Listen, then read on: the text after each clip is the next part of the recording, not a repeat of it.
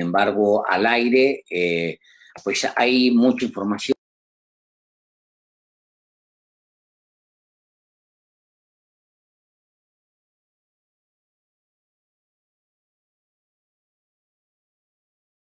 En Guanajuato con la visita del presidente de México a...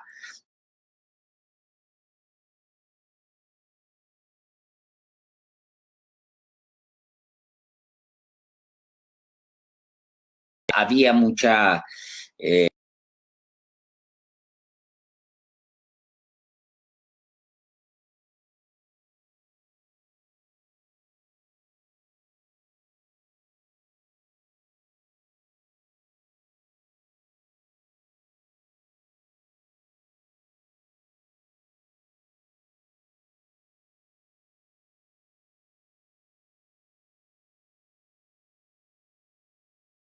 por los cielos, todos los índices de violencia por los cielos, pues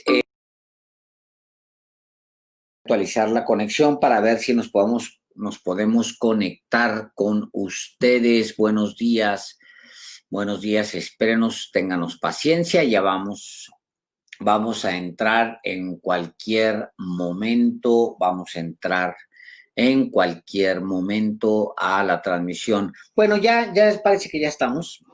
Le decía yo a usted que Diego Sinoé Rodríguez el día de hoy aceptó su error, dijo que pues que se había opuesto a asistir y que dijo nunca he ido y nunca iré a las reuniones de seguridad como les está pidiendo el presidente de México. Esto se dio en diciembre del año pasado.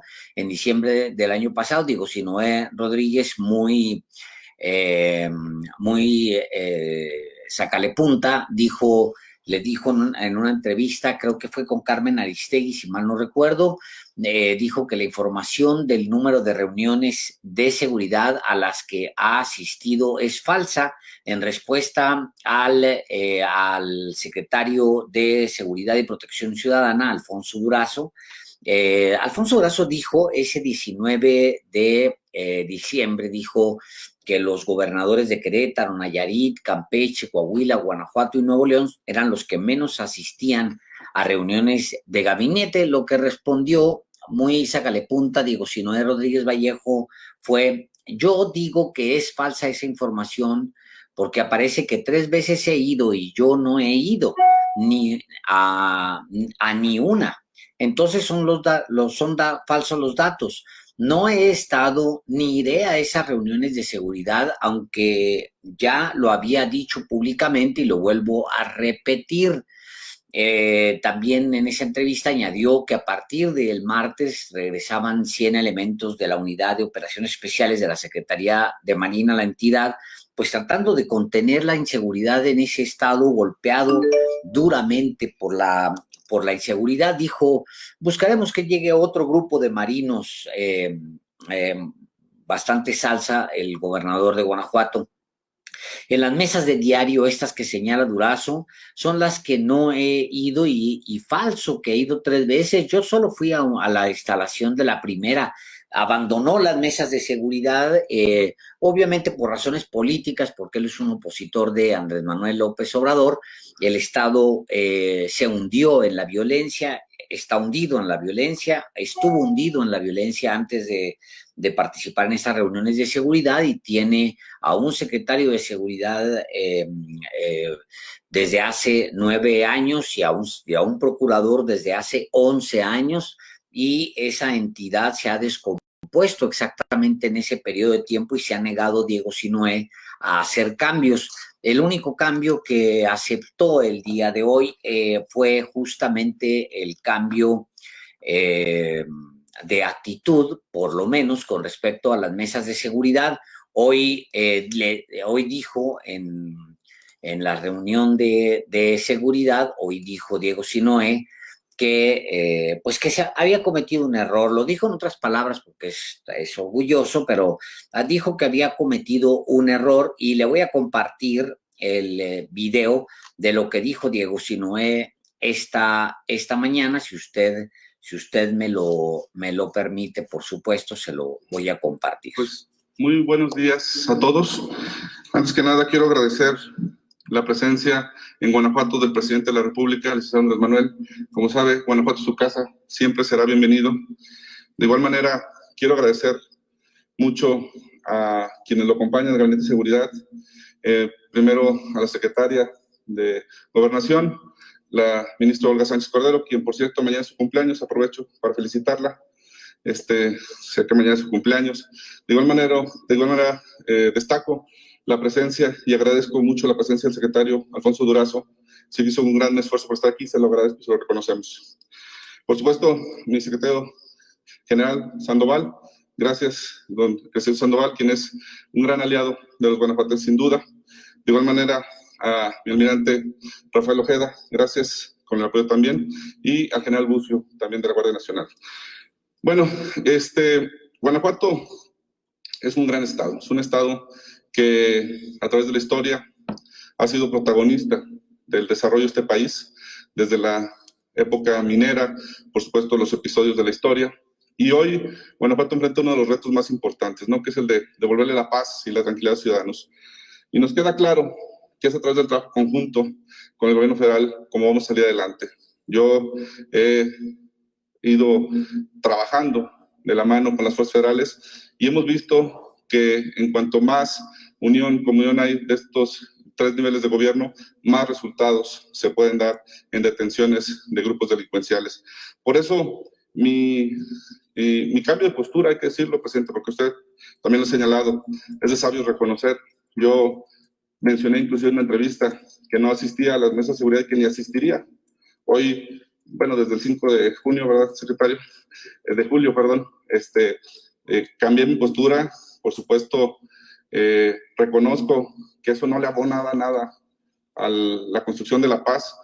Y a partir de esa fecha hice un compromiso con mi secretario general también, secretario Sandoval, de asistir diariamente a las mesas, incluidos sábados y domingos. Estamos asistiendo, y no solo yo.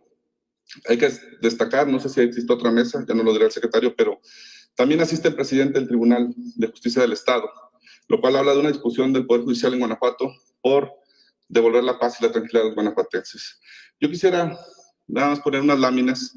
No voy a leer a detalle, porque el secretario general tendrá una presentación de cómo está el Estado.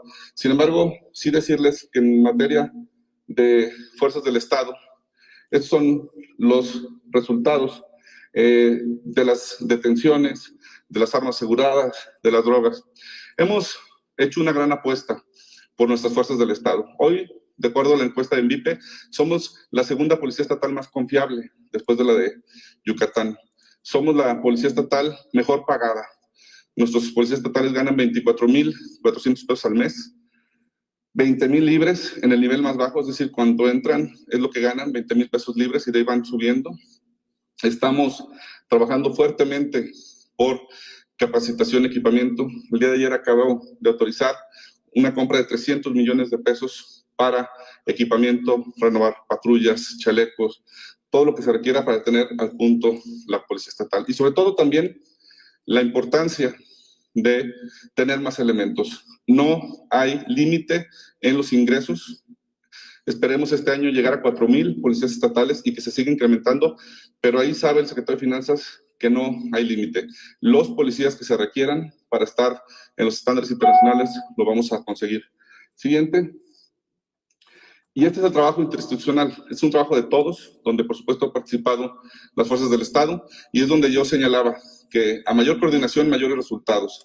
Repito, no tendré los detalles, pero estos son los resultados de las fuerzas de seguridad pública del Estado. Adelante. La Procuración de Justicia también es fundamental. Por ahí tenemos una lámina. Bueno, pues ahí tienen, ahí por ahí estuvo él compartiendo sus laminitas y cosas así, pues, pero el mensaje previo de Diego Sinue, pues es el del reconocimiento de que se había equivocado. Ahí estuvo presentando en la mañana laminitas durante la conferencia de prensa del presidente López Obrador. La realidad es que Guanajuato encabeza la mayoría de los delitos entre los estados de la República. Es el peor calificado en homicidio, para empezar. En homicidio doloso, pues es el líder, también en extorsión, también en secuestro, también es líder en otros delitos, la mayoría de orden local.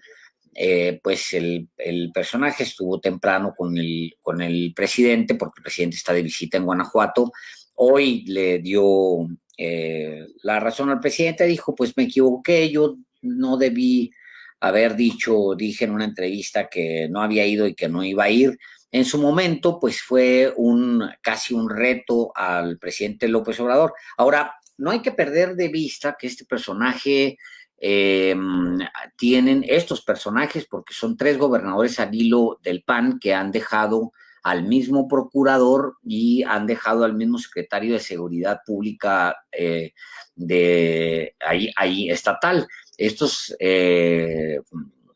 tanto el procurador como el secretario de Seguridad Pública, pues han acompañado los índices a niveles escalofriantes que se han dado allá en Guanajuato. Ellos son los que han acompañado el aumento de la violencia en Guanajuato, esa es la realidad.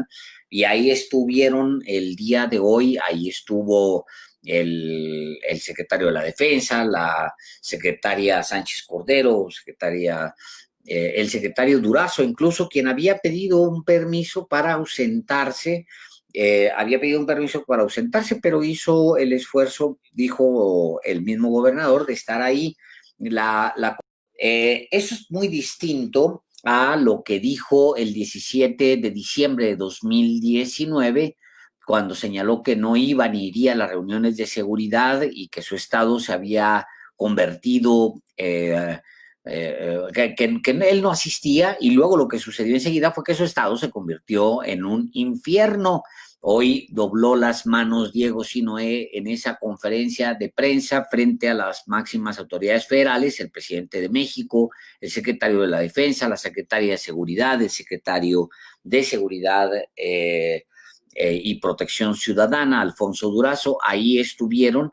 Cuando uno revisa los gráficos, justo esos gráficos que se están mostrando ahí, cuando uno revisa esos gráficos, pues vea usted ese gráfico, lo voy a detener para que vea usted, vea nada más cómo se ve la curva hacia arriba, porque está estirado en el timeline, abajo son los meses, pero porque está estirado ahí vemos más o menos la curva medio chata, pero la realidad es que se duplican estos crímenes. Ahí le detengo un poquito la gráfica, se disparan los crímenes en Guanajuato, pero ese es el personaje que fue capaz de decir, después de que el secretario de Seguridad Ciudadana dijera que los gobernadores de Querétaro, Nayarit, Campeche, Coahuila, Guanajuato y Nuevo León eran los que menos asistían a las reuniones del gabinete federal, Diego Sinoé respondió: yo digo que es falsa esa información, porque aparece que 3 veces he ido y yo no he ido ni una. Entonces son falsos los datos. No he estado ni iré a esas reuniones, aunque ya lo había dicho públicamente y lo vuelvo a repetir. Dijo duro el gobernador en ese momento. En esas mesas de diario, esas que señala Durazo, son las que no he ido, y falso que he ido a 3. Yo solo fui a la instalación de la primera. Ahora dijo: bueno, pues a partir de esta fecha hice un compromiso con el secretario Luis Crescencio Sandoval de asistir diariamente a las mesas, incluidos sábados y domingos. Y no solo yo, también asiste el presidente del Tribunal de Justicia del Estado, lo cual habla de una disposición del gobierno, del Poder Judicial del Estado, por devolver la paz y la tranquilidad a los guanajuatenses. Y lo dice Rodríguez Vallejo, dice: yo he ido, dice, Guanajuato enfrenta uno de los retos más importantes que es devolver la paz y la tranquilidad a los ciudadanos y nos queda claro que es a través del trabajo conjunto con el gobierno federal como vamos a salir adelante. Agrega luego, yo he ido trabajando de la mano con las fuerzas federales y hemos visto que en cuanto más unión y comunión hay entre los tres niveles de gobierno, más resultados se pueden dar en las detenciones federales. Bueno, un poquito más adelante, el presidente López Obrador, le adelanto un poquito para que lo vea, ahí están los datos, es que los datos son brutales de este gobernador soberbio, en lo que este gobernador soberbio que acusa de que se politiza la violencia, pues lo que puede mostrar este gobernador soberbio pues son datos terribles de su estado.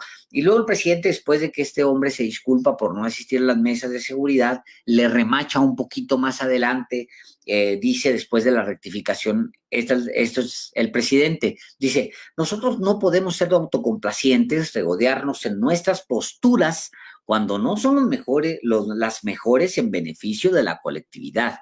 Entonces el hecho de rectificar y decir no era lo más adecuado y ahora vamos todos juntos es una muestra de mucha responsabilidad por parte del gobernador. Le echa su florecita, pero también le dice, pues es de sabios corregir y qué bueno que corrigió porque eso no es en beneficio de la colectividad. Eso es lo que estamos inaugurando, una nueva etapa en esta relación.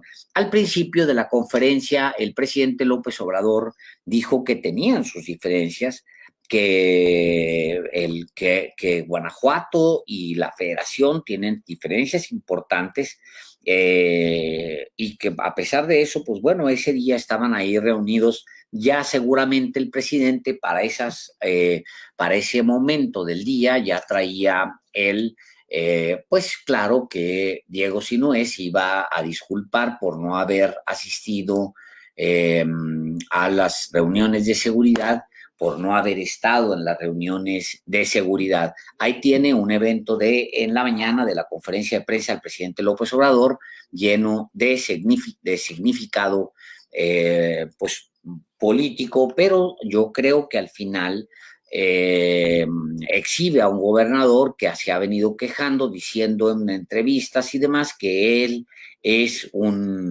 que la violencia se politiza y que él es una víctima de la politización de la violencia. Bueno, hoy rectificó, asumió que se tiene que trabajar con conjunto y que está rectificando y que va a asistir, pero no solamente de lunes a viernes, sino que va a asistir también los sábados y va a estar los domingos, todos los días de aquí en adelante, de aquí para el Real, como se dice, va a tener que asistir este señor porque ya se comprometió con los ciudadanos a asistir a las reuniones de seguridad y de esta manera pues se da por terminado un capítulo, esperemos, porque luego se les calienta la cabeza, pero de alguna manera se da por terminado este capítulo pues este capítulo de necedad, de arrogancia, de inconsistencia de este señor gobernador del estado de Guanajuato. Ni siquiera le di la bienvenida, le agradezco que se haya conectado ya, que esté aquí con nosotros. Muchísimas gracias por conectarse. No le había dado la bienvenida a David Miranda, que es el primero en comentar. Gracias, David. David se encuentra en la capital de la pirotecnia, en Tultepec. A Jos Rivera, que está en Atizapán. A Nora Medina, que está en Coatepec. Gracias por estar aquí. A Rosa María de González, en León, Guanajuato. Fíjese que estábamos viendo, Rosa María de González, estábamos viendo ayer o antier, Álvaro Delgado y yo en Los Periodistas, en el programa que tenemos en la noche, estamos viendo, trae problemas de inseguridad durísimo allá a Guanajuato, como ya lo comenté hace unos momentos, pero también traen un problema duro de COVID-19 para que tenga mucho cuidado. Guanajuato dio un brinco y por primera vez está en segundo lugar nacional en casos confirmados de COVID-19, pero entre todos los municipios que componen Guanajuato, el municipio más afectado es León, Guanajuato. Entonces, Rosa María de González, tenga usted cuidado. Me pregunta Lalo Escalante, gracias por escribirme, Lalo, me dice, es el quinto en escribir en este chat, me pregunta, ¿qué crees que Salinas Pliego se quiera postular como el Bolsonaro mexicano para el 2024? Ojalá lo haga y lo haga de verdad por algún partido con los que realmente simpatiza de ultraderecha para que lo hunda. Yo no creo que Salinas Pliego pueda jalar la aceptación de ningún mexicano. Ahora, si se postula y eso implica que renuncia a todos los recursos públicos que recibe, también de este gobierno, hay que decirlo, es uno de los empresarios más beneficiados de este gobierno, pues ojalá y se postule y deje de estar recibiendo dinero público como lo hace Salinas Pliego desde hace muchos gobiernos o desde que Carlos Salinas de Gortari le entregó, le puso en las manos el negocio de las televisoras. Pues ojalá, Lalo, ojalá así sea. Betty Ramírez está en Toluca, Lu dice Gu, Betty Ramírez está, ya dije, en Toluca, Jorge García, muchas gracias, Jorge. Buen día también para ti. Araceli Cruz Solorio me dice, ya llegamos a la mitad del mes de julio, voy exactamente hoy, otro mes que se va y como veo no podré ir a ver a mis papás en diciembre, no se ve para cuándo pase este virus. Está usted en lo correcto, yo también quiero ir a ver a mi madre y no he podido, pues no voy a poder en el corto plazo y va a ser de sabios que nos quedemos sin verlos un buen rato porque pues sí, esto no se va a componer en el corto plazo hasta que no haya una vacuna. Ayer nos salimos el señor Delgado y su servidor del confinamiento y fuimos a visitar, a hacer unos promocionales a la Octava. Vimos mucha gente responsable en la calle, en el centro de la ciudad, con más mascarillas que la última vez que yo estuve allá. Y pues qué bueno que haya más responsabilidad, pero aún así, yo no veo que esto se vaya a relajar en el corto plazo. El bicho va a andar un buen rato entre nosotros. Alejandro Osvaldo me dice, el cambio de actitud del gobernador de Guanajuato para participar en el gabinete de seguridad será el efecto Lozoya, donde el presidente tiene la sartén por el mango con la clase política. Yo creo que no, yo creo que más bien es el efecto es la corrección a su propia arrogancia, estupidez. Se es muy estúpido si se cree que se puede tomar decisiones por la colectividad, decisiones políticas que afectan a una colectividad y suponer que esa colectividad te va a seguir apoyando cuando es la afectada por tus propias decisiones. Yo creo que tiene que ver más bien con que tenía que hacer ese cambio por el bien de Guanajuato. Eso es lo que yo creo. Lo interesante, me dice Araceli Cruz Olorio, lo interesante será ver cómo va a manejar las fiestas patrias. Veamos el ejemplo de Estados Unidos. Están saliendo los contagiados del 4 de julio. Tiene usted muchísima razón. Ojalá y no haya un fiestononón en el 15 de septiembre. Ojalá todos seamos muy conscientes de que se trata de controlar esto a como dé lugar. También me comenta Eduardo Fragoso, me dice, a los restauranteros de Nuevo León no la estamos pasando bien, muchos se están quebrando. Desgraciadamente, Eduardo, los restauranteros se están quebrando en todas partes.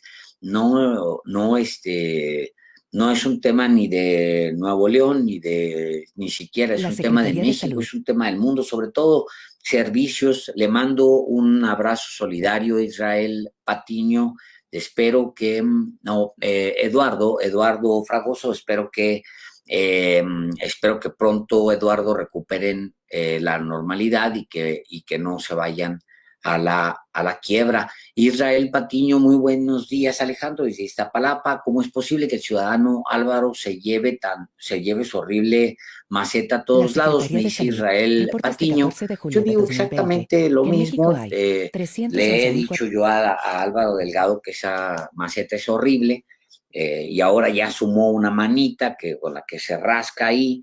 Yo tengo una manita de esas porque las compramos los dos en un Oxxo y pues sí, yo tengo mi propia manita ahí para rascarse la espalda, pero yo no la saco aquí en los programas en vivo. Ya se lo he comentado yo al señor Delgado, pero pues no, ya se trajo de allá donde andabas, del rancho en donde se fue a recluir, ya se trajo su manita y se trajo también su lámpara y pues no hay muy pocas cosas que se puedan hacer, pero bueno, gracias por su comentario. Norma, Brian Morales, excelente contenido, muchísimas gracias. Saludos a ti y a Simón, me dice Israel. Gracias, Israel. Donas Crosti, no lo había visto a Donas Crosti por aquí.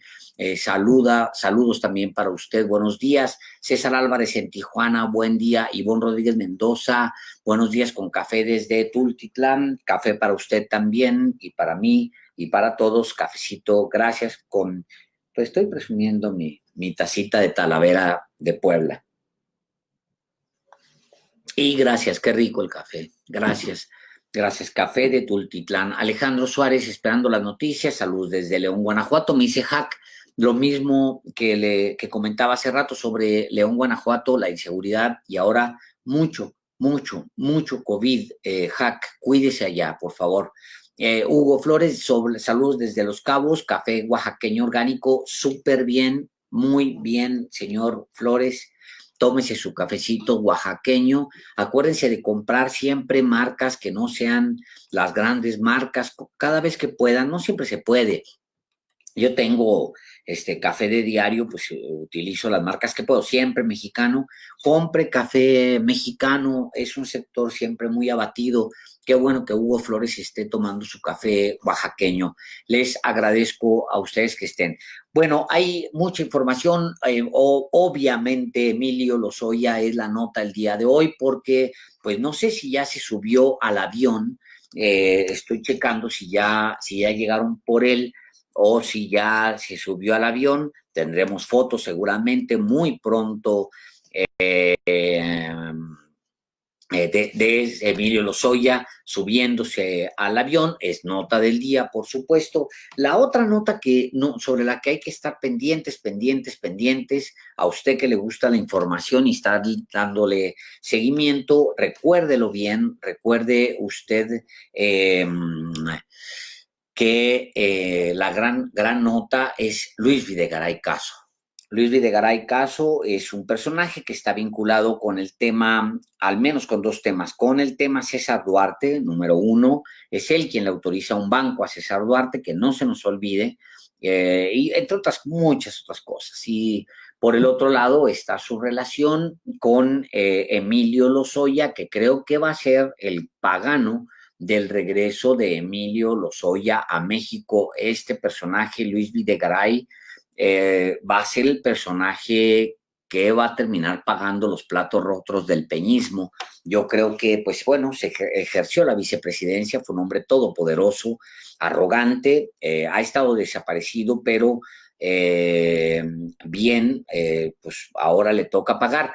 El día de hoy le recomiendo fuertemente que se meta a leer un reportaje que se publica en Sin embargo sobre Luis Videgaray Caso, cómo gastó a manos llenas, pagó circos, pagó Six Flags, catas de vino, comida gourmet, eventos, etcétera.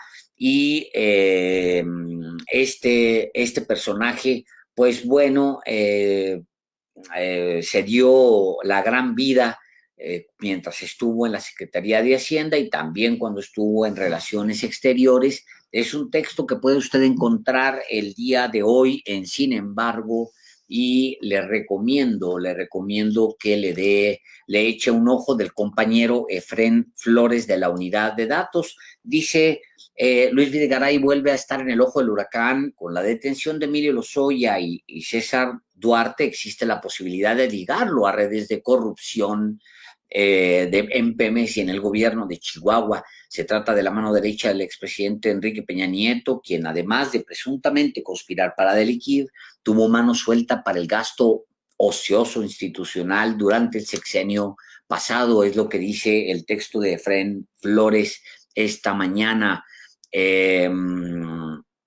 Dice, es tiempo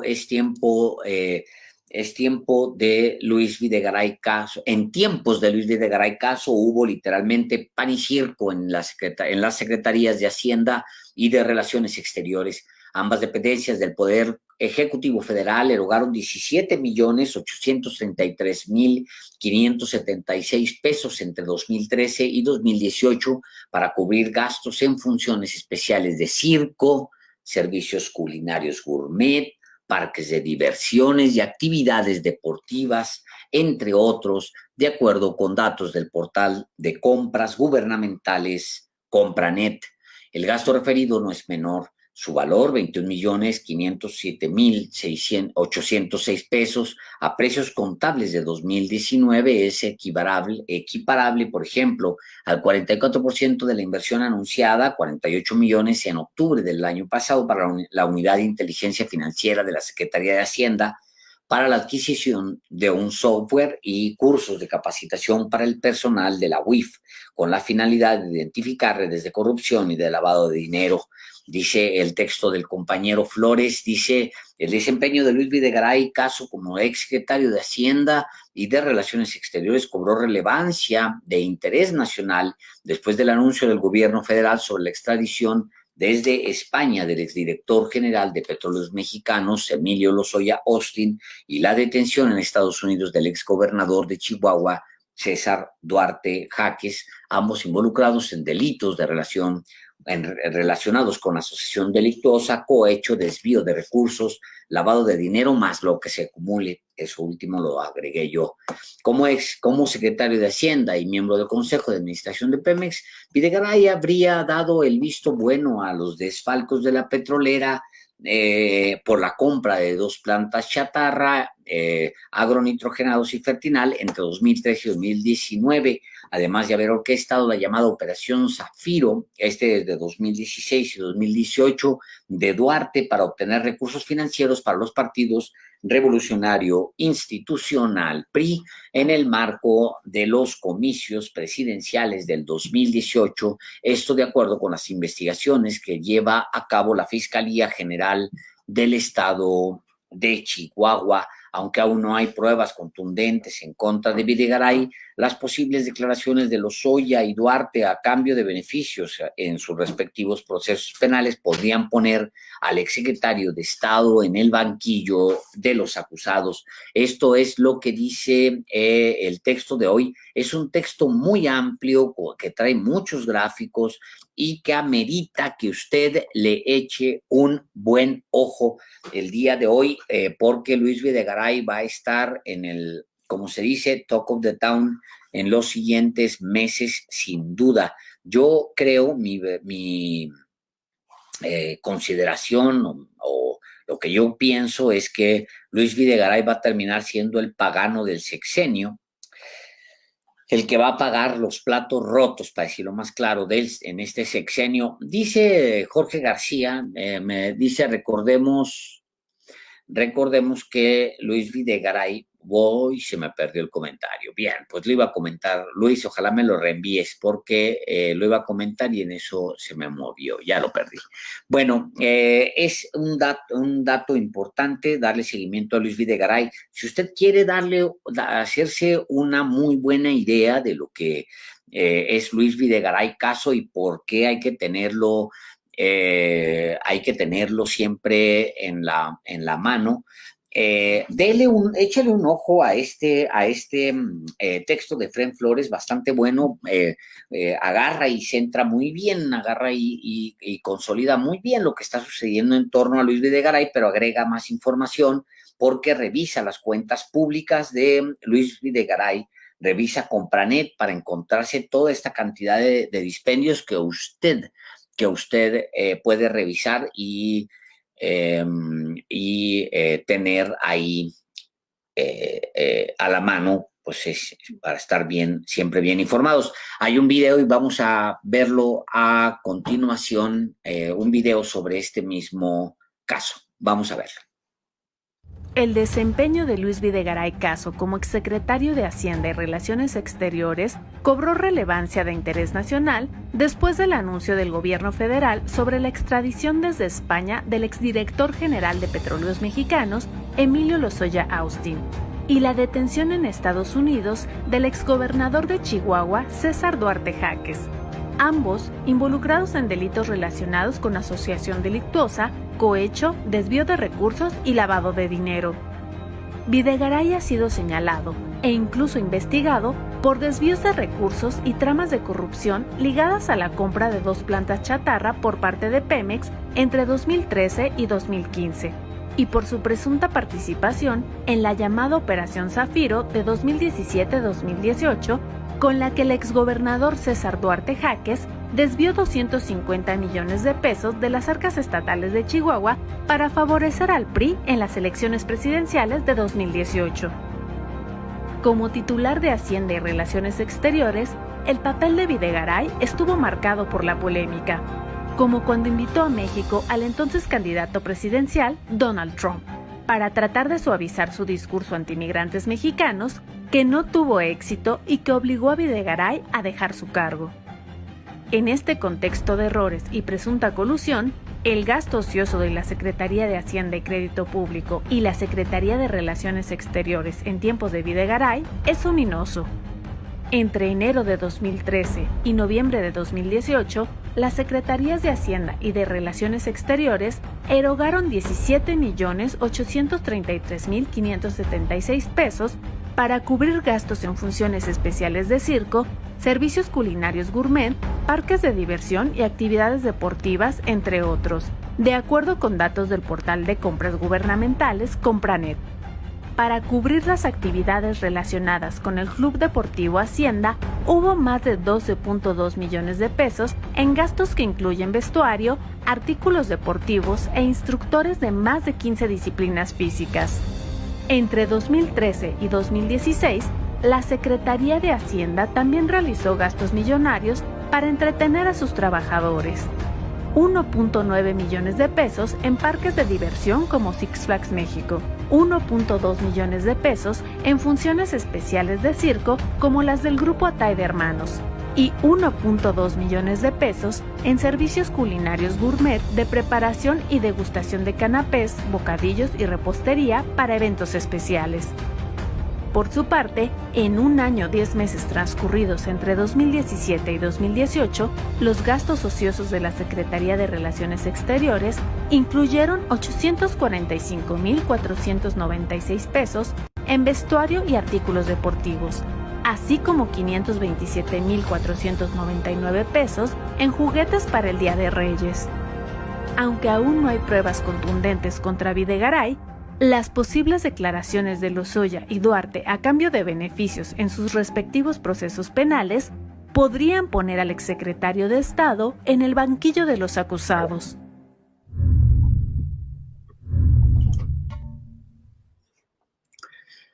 Es brutal el texto de Fren Flores, muy recomendable, está hoy en sinembargo.mx, le recomiendo que se meta a buscarlo para que tenga información. La idea siempre es que la gente informada pues toma mejores decisiones. Y pues para usted que le gusta estar comentándolo, ahí tiene usted información suficiente para que sea el más ducho. Jorge García me pregunta, Luis Videgaray, muy cercano al yerno de Trump, ¿crees que eso pueda darle alguna protección ante la ley? Mire, cuando yo pienso en lo que puede suceder acá en México con Luis Videgaray, veo distintos escenarios, el de corto, mediano, largo plazos. En el corto plazo se le va a dar una super quemada. Va a depender mucho de lo que Emilio Lozoya traiga en esas grabaciones y lo que Emilio Lozoya declare.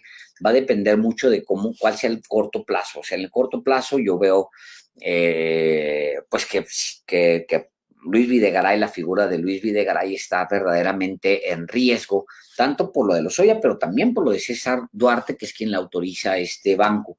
Y pues los dos, no sé todavía César Duarte, pero Emilio Lozoya está dispuestísimo a hundir a todos, dispuestísimo, porque está toda su familia involucrada. En el caso de César Duarte, todavía no cae la esposa. Ojo con eso, porque la esposa de César Duarte tiene casi las mismas acusaciones que Duarte. No es lo mismo que tú estés detenido a que tú y tu esposa estén detenidos. Eso va a cambiar mucho en la actitud de César Duarte. Va a buscar un acuerdo como el que está buscando, como el que logró seguramente Emilio Lozoya con la Fiscalía General de la República. Ese es el, digamos, en el corto plazo, pues el caso de Duarte, de Lozoya y el caso de Duarte pueden provocar que Luis Videgaray entre pues en un conflicto sobre todo con la sociedad mexicana, que lo va a castigar durísimo, el quemón, como le llamaríamos, ¿no?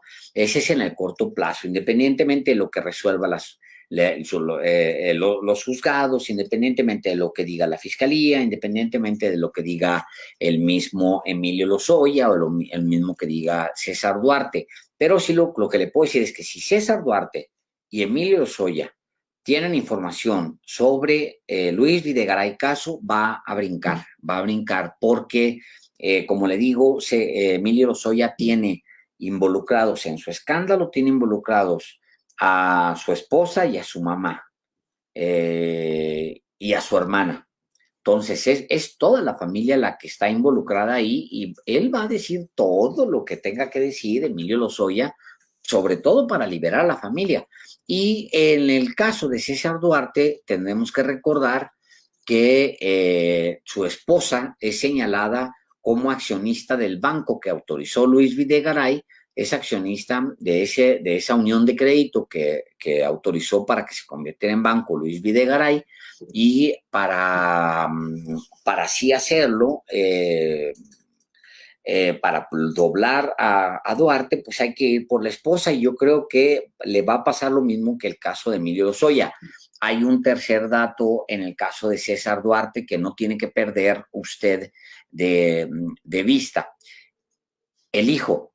También el hijo de César Duarte tiene una bronca porque recibió de Ildefonso Guajardo en su momento permisos de explotación de una mina. Imagínese usted nada más, el hijo de César Duarte tiene una mina que le entregó el gobierno federal. Esto para que lo tenga usted en su alforja ahí guardado, porque es dato para más adelante.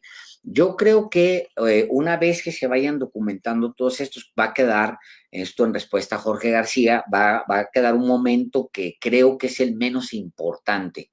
Es el momento en el que, ok, tenemos órdenes de aprehensión en contra de Luis Videgaray, ya cantó César Duarte porque ya tiene a toda su familia detenida, ya cantó Emilio Lozoya porque quiere salvar a la familia, y ya cantaron y todo va hacia Luis Videgaray. Vamos a suponer que sea así. Luis Videgaray tiene una orden de aprehensión por Fertinal, otra orden de aprehensión por agronitrogenados. Tiene Luis Videgaray otra orden de aprehensión y luego por lo de Duarte y luego por lo de esto. Ya cuando tengas un paquete de órdenes de aprehensión importante contra Luis Videgaray, así esté en Estados Unidos o esté donde esté, pues lo que haces básicamente es solicitar a la autoridad de Estados Unidos que te lo entregue. Ahora, hay elecciones en noviembre.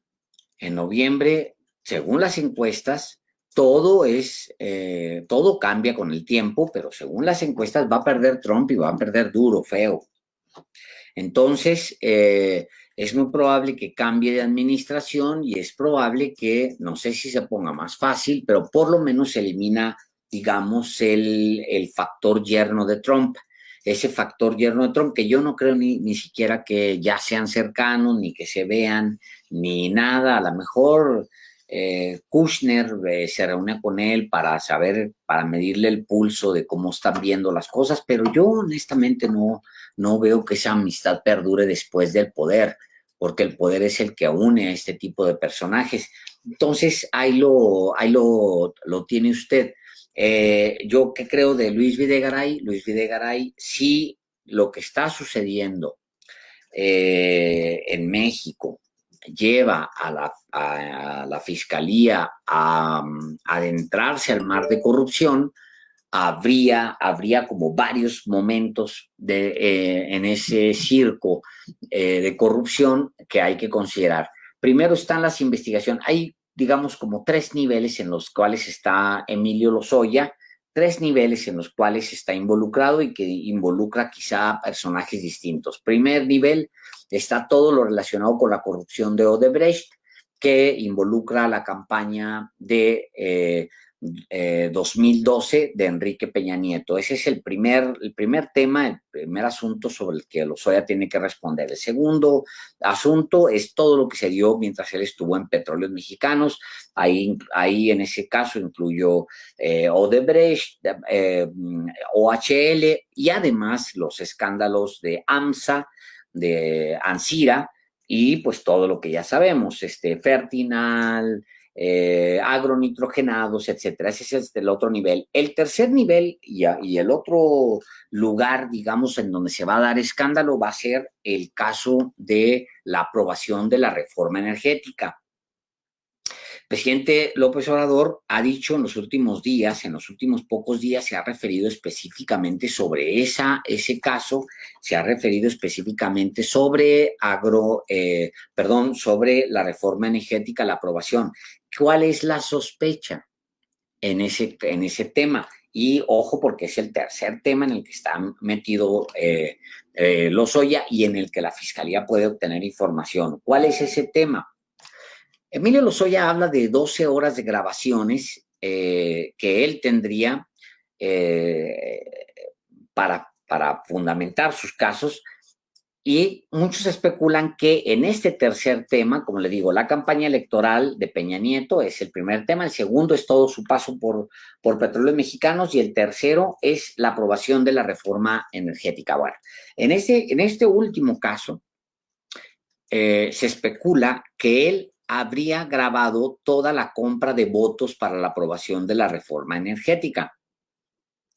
Toda esa compra de votos que se dio para la compra que se supone se dio para comprar a los legisladores que aprobaron la reforma de Peña, todo mundo habla de un personaje central en eso.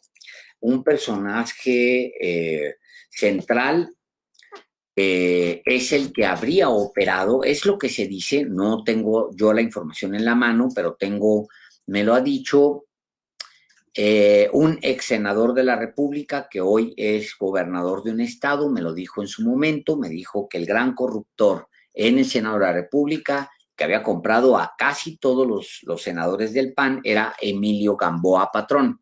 Así me lo dijo a mí, off the record, un actual gobernador y que fue en su momento senador de la República. Él me comentó que el gran corruptor en el Senado de la República era Emilio Gamboa Patrón. Bueno, me regreso. Y si usted no tiene claro quién es Emilio Gamboa Patrón, bueno, pues es uno de los personajes más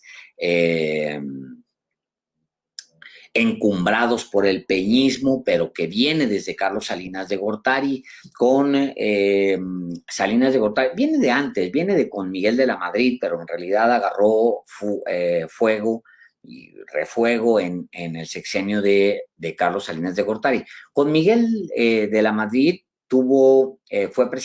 fue secretario particular. Y luego ya con Carlos Salinas de Gortari fue director general del Infonavit, fue director general del IMSS, fue director general de Fonatur, fue secretario de Comunicaciones y Transportes, que es donde está la lana, y luego después ya con Ernesto Zedillo fue subsecretario de Comunicación Social de Gobernación, también fue director de la Lotería Nacional, puesto al que llegó, por cierto, por petición de Elba Ester Gordillo. Emilio Gamboa Patrón tuvo una relación muy cercana en su momento con el Bester Gordillo. Bueno, también otra caja de dinero que es la Lotería Nacional. Y luego después fue el coordinador de la campaña presidencial de Francisco Labastida Ochoa en esa gran derrota que les aplicaron. Él fue el coordinador de la campaña. Emilio Gamboa Patrón se iba a convertir seguramente en el secretario de Gobernación si ganaba Francisco Labastida Ochoa. Ganó otro inútil, a mi parecer, otro inútil, que es Vicente Fox Quesada. Él gana la elección, entonces pierde Francisco Labastida Ochoa y pierde también Emilio Gamboa Patrón. También fue diputado, luego, después de que pierden la elección, a él lo acomodan inmediatamente en el Senado de la República. Ahí se clava un ratito para tener fuero de 2000 a 2006. De todas maneras, Fox no persiguió absolutamente a nadie y todo lo contrario, pues se alió a todo mundo con tal de joder a Andrés Manuel López Obrador. Bueno, entre 2006 y 2009 es diputado de representación proporcional por el PRI siempre, y luego después es secretario de la Confederación Nacional de Organizaciones Populares, la CNOP, estos sindicatos satélites del PRI, y luego después en 2012 con Enrique Peña Nieto ya se convierte en senador de la República. Él estaba ahí en el Senado de la República cuando se negocia la reforma energética y cuando se reforma la Constitución para hacer esta reforma energética, pues este personaje se dice que habría comprado a senadores, incluso a diputados, lo habría hecho. No existe ningún dato más que los dichos off the record de mucha gente que asegura que compró a los legisladores de oposición. Bueno, nomás para terminar con Emilio Gamboa, porque siempre son buenos los datos. Recordemos que este personaje, Emilio Gamboa Patrón, fue vinculado a Kamel Nassif Borge, a su vez vinculado con César, con Jan Zucarcuri, este personaje ligado a la pornografía infantil. Lidia Cacho acusado directamente a Emilio Gamboa Patrón de estar involucrado en temas de pederastia. También ha sido acusado muchas veces de cuando el presidente López Obrador, y con esto ya le voy a terminar de dibujar el personaje ya para regresarme a Emilio Lozoya, cuando el presidente López Obrador habla de que usaban helicópteros para irse a jugar golf,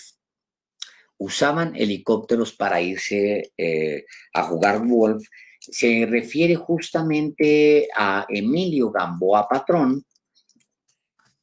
Deje ver si se lo puedo, porque esto fue un escandalazo, es un escandalazo. Mire, ahora verá. Le voy a compartir porque vale la pena. Luego estos temas se olvidan y ya la gente no le entra. Mire, cuando el presidente López Obrador habla de que se usaban helicópteros para jugar golf o helicópteros oficiales, pues hay que recordar este episodio es de octubre de 2017, es Emilio Gamboa Patrón subiéndose a un helicóptero oficial con sus palitos de golf. Ayer, dice la nota, ayer el senador priista interrumpió por unos momentos el entrenamiento del equipo femenil de tiro de arco que se preparaba para el Mundial de Arquería cuando junto a otras personas bajó de un helicóptero de la Fuerza Aérea Mexicana. Y las fotos exhiben que los palos de golf también eran trasladados en la aeronave oficial, pero el líder priista dijo que no eran de él. Pues entonces, ¿de quién eran? Bueno, cuando el presidente Andrés Manuel López Obrador se refiere al uso de los palos de helicópteros para irse a jugar golf, pues se refiere a este personaje personaje, vea usted nada más esta foto, se la voy a poner aquí porque vea nada más esta fotografía, por amor de Dios, qué cosa más espantosa. Vea usted esta fotografía, qué cosa más horrible. Discúlpeme que lo diga así, qué cosa más espantosa. El poder, el abuso de poder, completamente abuso de poder. Pues bueno, eso es lo que sufrimos como mexicanos, ese es el momento que sufrimos como mexicanos, pues tuvimos a ese señor ignorante de presidente, pues ni modo. Y luego Emilio Gamboa tiene otro escándalo porque aterriza en otra aeronave, pero ahora en un arrecife. Este se la voy a pasar. Es un Emilio Gamboa Patrón aterrizando en un arrecife. Ese es escandalito que también en su momento se le puso complicado. Un escándalo previo a que estuviera el señor Gamboa Patrón con con su helicóptero aterrizando allá Mire, este es el otro momento.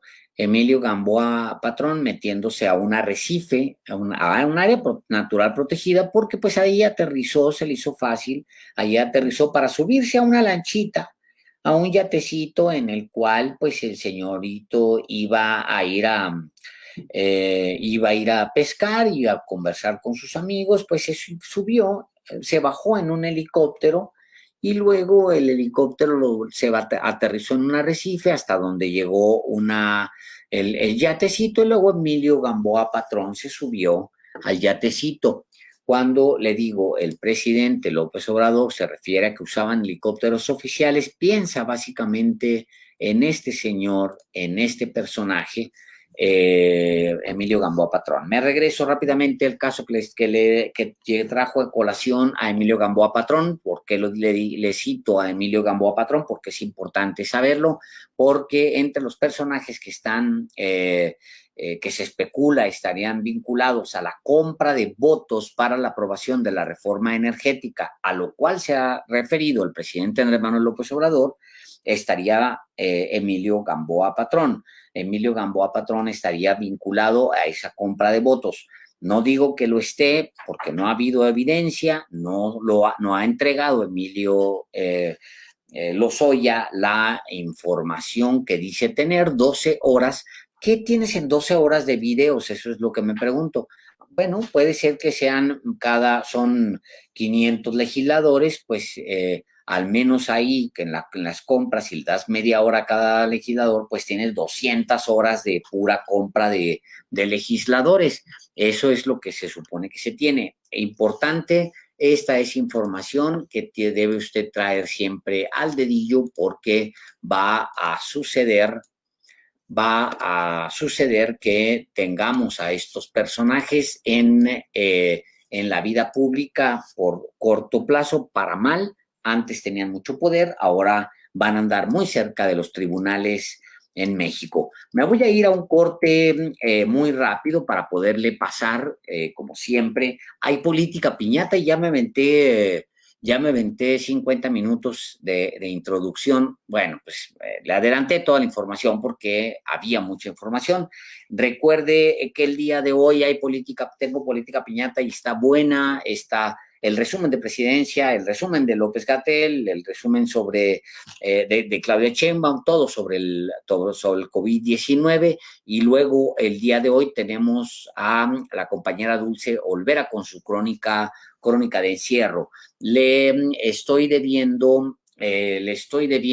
un par de temas más que vamos a comentar aquí a mi regreso a este espacio informativo. Le pido a usted, ya ve qué útiles son las preguntas. Jorge García me preguntó lo de Kushner y Videgaray, y pues ya ve qué importante qué interesante es lanzar preguntas. Si tiene usted preguntas el día de hoy, si tiene usted preguntas sobre los temas, mándelas aquí al chat, ya sabe que me gusta responderle. Por lo pronto, gracias por estar aquí. Le pido, antes de que nos vayamos este corte, y hoy hay política piñata, le recuerdo, vamos a ver videos interesantes, le pido los likes, que nos dé likes. También acuérdese de suscribirse al canal de Sin Embargo al Aire. Queremos llegar a los 100,000 antes de que termine este año, queremos llegar a los 100,000 suscriptores y pues ayúdeme a que lleguemos a los 100,000. Ayer les pedí que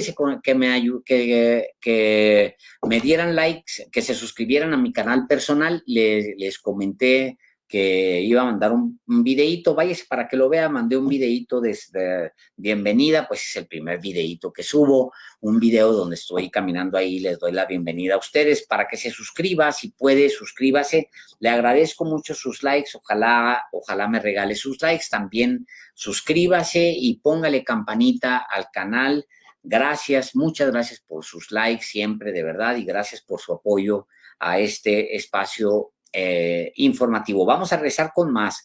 Hay más, mucho, y siempre hay que tener memoria. Todos esos datos que le doy son importantes porque luego se nos olvida. Se nos había olvidado que este señor Gamboa Patrón había aterrizado en un manglar, por ejemplo. Se nos había olvidado también que es él al que se refiere hoy. Hace unos días todavía lo dijo el presidente de que usaban los helicópteros para trasladar sus palos de golf. Pues se refiere a ese episodio que le acabo de pasar. Y búsqueme, ahí está me pregunta María Torres, ¿cuál es el canal? Alejandro Páez Varela se llama el canal. Déjeme, ahorita lo busco para mandarles una liguita o les digo cómo está registrado el canal. Your Channel dice aquí, ahorita les mando una liga, ya mandé una bienvenida. Acuérdese ahí se lo acabo de mandar.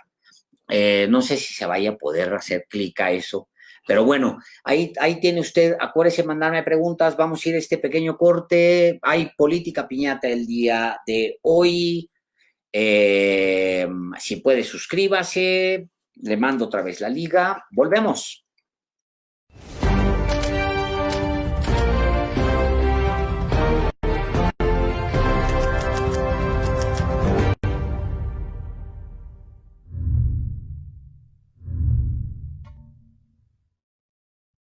La Secretaría de Salud reporta este 14 de julio de 2020 que en México hay 311,486 casos confirmados acumulados de COVID-19, 29,329 casos activos y 80,721 casos sospechosos. 36,327 personas han fallecido y el 62% de los casos se han recuperado. Recuerda atender el semáforo de riesgo epidemiológico estatal y seguir las indicaciones de las autoridades de salud. Gobierno de México. Respecto al semáforo, vamos a hacer algunas puntualizaciones. Primera, el semáforo es un instrumento técnico de evaluación del riesgo de transmisión o del riesgo de contagios COVID.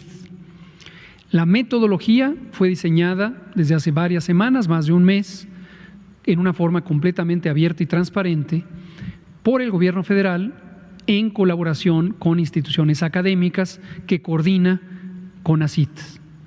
Esta metodología fue presentada a los gobiernos estatales, en tanto que son autoridades sanitarias, y la manera en que se organizaron los gobiernos estatales fue a través de la Conferencia Nacional de Gobernadores. Tuvimos durante todo junio conversaciones semanales respecto a la metodología del semáforo, las modalidades de su implantación, incluso el calendario específico, para que cada semana, empezando el lunes, iniciara la vigencia de este semáforo. Vuelvo a agradecer a todos los gobiernos estatales o sus titulares las contribuciones muy valiosas que permitieron enriquecer la metodología del semáforo. El viernes más reciente decidimos que el semáforo no se actualizaría y esto desafortunadamente, como ha ocurrido en otras ocasiones, fue mal interpretado por algunos medios de comunicación, incluso caricaturistas, que pusieron que habíamos tirado a la basura el semáforo. No está tirado a la basura, el semáforo sigue vigente. Es una disposición que se publicó en el Diario Oficial de la Federación y sigue vigente hasta que no sea revocado. ¿Que nos peleamos con los estados? Falso, no se peleó nadie con los estados. ¿Que estamos pasándole la responsabilidad a los estados? Falso. Esa es una responsabilidad y una atribución del gobierno federal, en tanto la autoridad sanitaria es la Secretaría de Salud para el conjunto del país, como lo establece el artículo 4 de la Ley General de Salud. ¿Sigue vigente el semáforo? No es cierto que estamos sin brújula, que estamos a la deriva, que no sabemos a dónde vamos. Sigue vigente el semáforo más recientemente presentado aquí. Sigue vigente. Lo que se detuvo fue la actualización y la motivación tuvo que ver, como lo dije abiertamente el viernes pasado, con que identificamos inconsistencias en la información que proveen algunos estados. Hubo reacciones, hubo sentimiento de culpa, ya me están criticando, nadie se debe ofender, este es un espacio técnico y lo que decimos lo decimos con evidencia. Sabemos exactamente cuáles y cuántos estados no actualizaron información muy importante, en especial la ocupación hospitalaria. Entonces se paró la actualización. Ahora, nuestra respetadísima secretaria de Gobernación, la ministra Olga Sánchez Cordero, comentó ayer que además en estas conversaciones con la Conferencia Nacional de Gobernadores hubo propuestas de que fuera quincenal.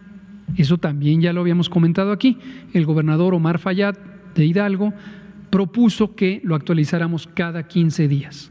Se sumó a esa perspectiva la jefa de gobierno de la Ciudad de México y no me acuerdo quién otro también dijo lo mismo. Nos pareció una muy buena idea porque si el semáforo requiere para su implantación algunos días de adaptación en los comercios, en la actividad pública, en las empresas, si lo cambiáramos cada semana, de acuerdo a la información que se produce y su análisis, podría ser muy desgastante el tratar de ir adaptándose a un ritmo tan rápido. Nos pareció una buena idea, no quedó como un acuerdo, pero nos parece que se sincroniza con lo que ocurrió esta semana. Y dado que a todo mundo nos pareció adecuado, pues qué bien. Entonces sigue vigente el semáforo recientemente publicado. Este jueves, termino con esto, vamos a tener una nueva conversación, como la tenemos todas las semanas, convocada por la ministra Sánchez Cordero, y vamos a revisar este semáforo. Respecto a la cita o videoconferencia específica para el sector salud que habían perdido algunos gobernadores, encantados, el doctor Alcocer les dijo que con mucho gusto, se había programado para mañana miércoles, pero decidieron posponerla, no pasa nada, en todo momento que quieran platicar, estamos abiertos a ello.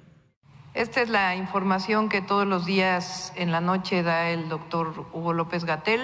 A la fecha hay 58,114 casos confirmados en la ciudad. Hay que decir que somos la entidad que más pruebas hace de toda la República y también por eso pues hay mayor número de casos en la ciudad. Casos confirmados activos a la fecha 4,195, acumulados 10,832 sospechosos, que sospechosos son todos aquellos que se han realizado ya una prueba, y lamentablemente 7,722 defunciones de personas que se hicieron en algún momento la prueba de COVID-19. Esta es la evolución diaria del sistema SMS de la Ciudad de México.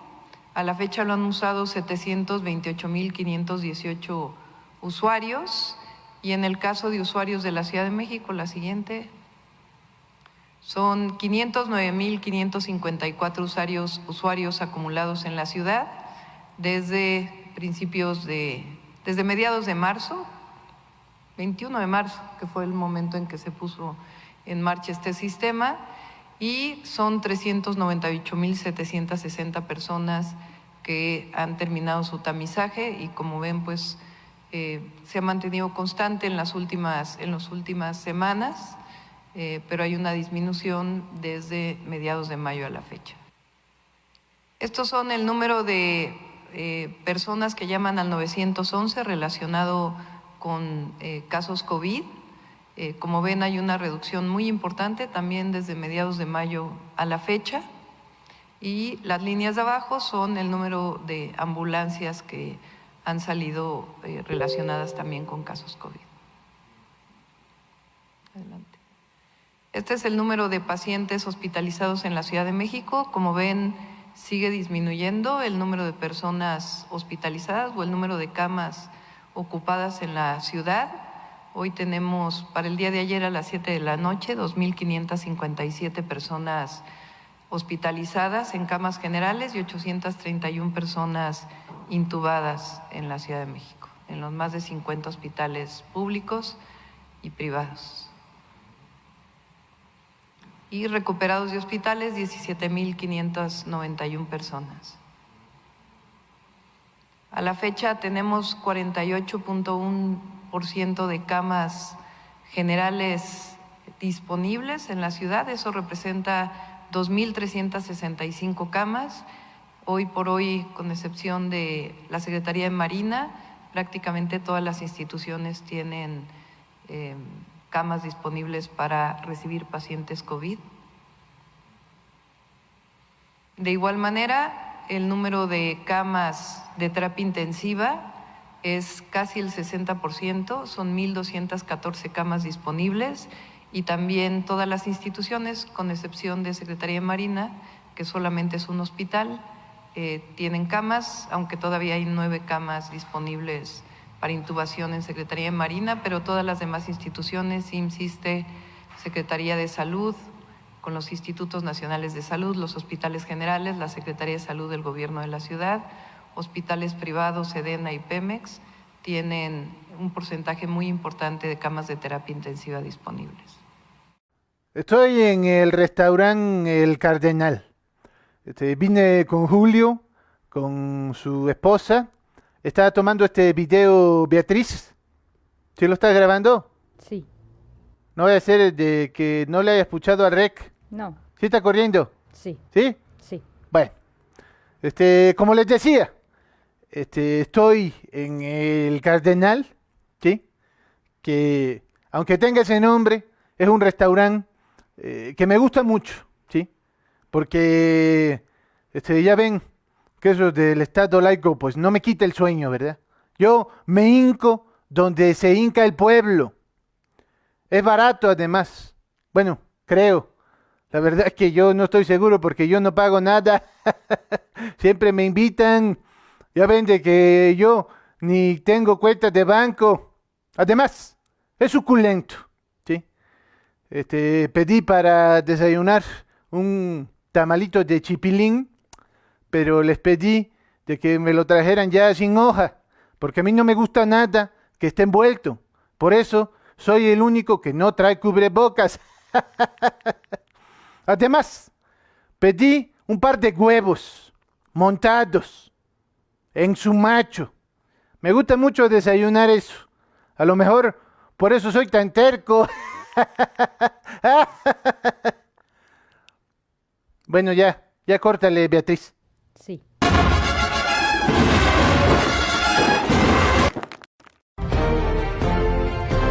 Continuamos. Su tamalito de chipilín para el presidente. Bueno, pues ahí tiene, le dije que estaba bueno en política piñata. Me pregunta JF Matamoros, y es un buen punto, es un gran punto el que pregunta JF Matamoros. Dice, ¿qué opinas del hecho de que Ebrard trabajó en la campaña de Clinton? ¿Nos servirá si gana Biden? ¿Por qué no nos afectó eso con Trump? Ahí está la respuesta, la pregunta está la respuesta. Bueno, pues al final los Clinton son una dinastía, es una persona muy cuestionable, la señora Clinton, pero los Clinton son una dinastía y son gente de mucho peso dentro del Partido Demócrata. Pues ahí está la respuesta. Si lograra perderse, si se perdiera si lograran ganar y se perdiera la presidencia de parte de Trump, pues y llegara Biden, llegaran los demócratas, hay un canal y el canal resulta que lo tiene abierto el que fuera secretario, el que fuera el jefe de gobierno y que después se fuera a trabajar con los hispanos, con Clinton, con Hillary Clinton, y que actualmente es el secretario de Relaciones Exteriores. Pues ahí tiene usted la respuesta. Da luces de por dónde podría venir en el futuro la jugada si se pierde, si se pierde la presidencia, si la pierde Trump y la ganan los demócratas. Pero los demócratas son más light, digamos, a la hora de castigar que los mismos republicanos y por supuesto que Donald Trump. Me pregunta también Norma García qué pienso de que no remuevan al fiscal de Guanajuato. Pues es un error, es un error. A ver si no mañana, el día de mañana, pues le sale caro y va a volver a salir Diego Sinoé a decir, bueno, pues tuve que hacer lo que, aunque es una entidad independiente, pero pues al final solamente puede ser removido por los congresos. Dice que habrá querido decir Sinoé que aunque también estuviera el Poder Judicial en las reuniones de seguridad, que va a irse a Marripa, qué miedo, estará enterado para dar un pitazo, ¿no? Ana María O.S. tiene toda la razón, porque sientas a ese personaje que tiene tantas dudas y ahí está, ahí tiene, híjole, pues yo no me sentaría con ese personaje para darle información de primer nivel. Tiene un gran punto Ana María S., gracias por su pregunta, que tiene la misma pregunta, tiene una respuesta. Dice Héctor Lobo, Televisa y TV Azteca y demás medios chayoteros no sobrevivirán. Si los dejamos de ver, afortunadamente hay muchas opciones como esta. Gracias a Héctor Lobo. Muy interesante programa. Yolamar, muy mal por Gers de Aristegui, sin comentarios, y de Buscaglia, es un vende humo.